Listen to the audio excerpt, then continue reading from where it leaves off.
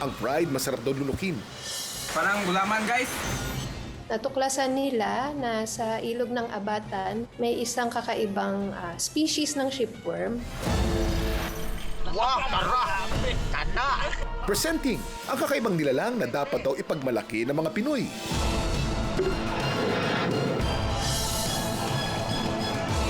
Nakaka-proud daw ito dahil bukod sa masarap, nakakuha pa ng recognition mula sa ibang bansa. Ito yung tingaw na naluto na. Pero ligtas nga bang lulukin ang pride na ito? Ay, ito yun. Yan, tingaw. Wow, tara! Kana!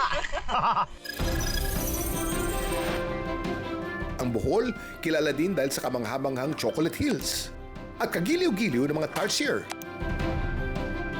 Pero para sa content creator na si Johnny, meron daw bagong pambato ang Bohol.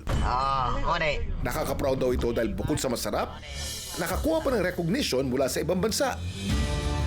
Clue, sa body of water daw ito matatagpuan. Magbigay ng mga bodies of water. Ilog. Ilog, correct.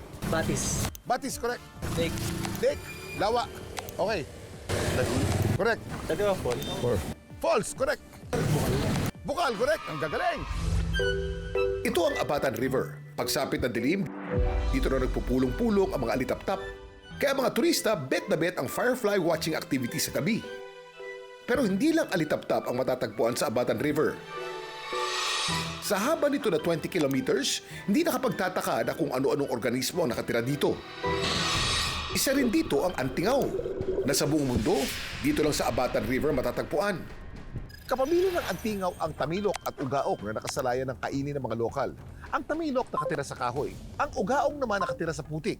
Pero ang antingaw, ang kauna-unahang freshwater shipworm na nadiskubring kumukutkot at naninirahan sa bato ayon sa UP Marine Science Institute. Nang suriin nila ang antingaw, nakita na hindi lang pala nito binubutas ang bato, kundi kinakain din nila. Ang dami mong alam, Kuya Kim.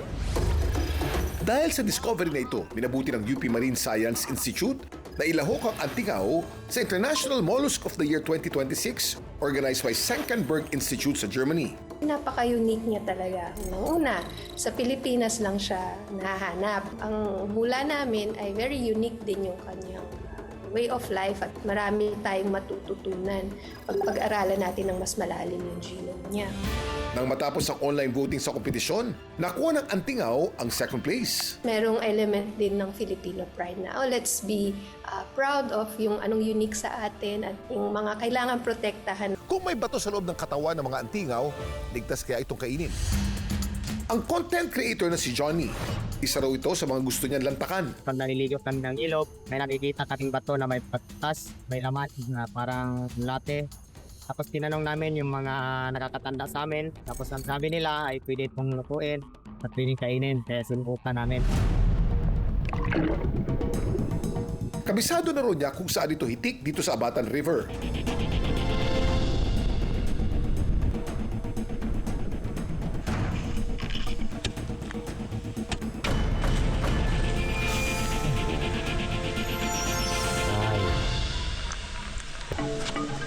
Ito na yun yung mga nakuha namin.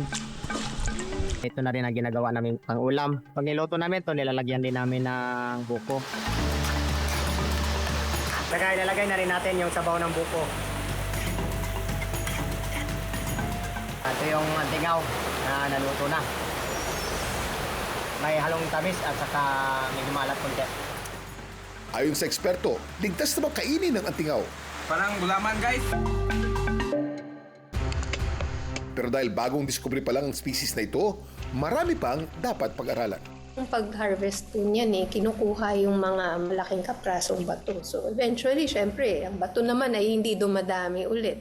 Pag inubos yung mga bato, baka maubos na rin sila. So, kailangan ng nakatutok na pag-aaral kung gaano nga ba ka-sustainable yun. Dami mong alam, Kuya Kim.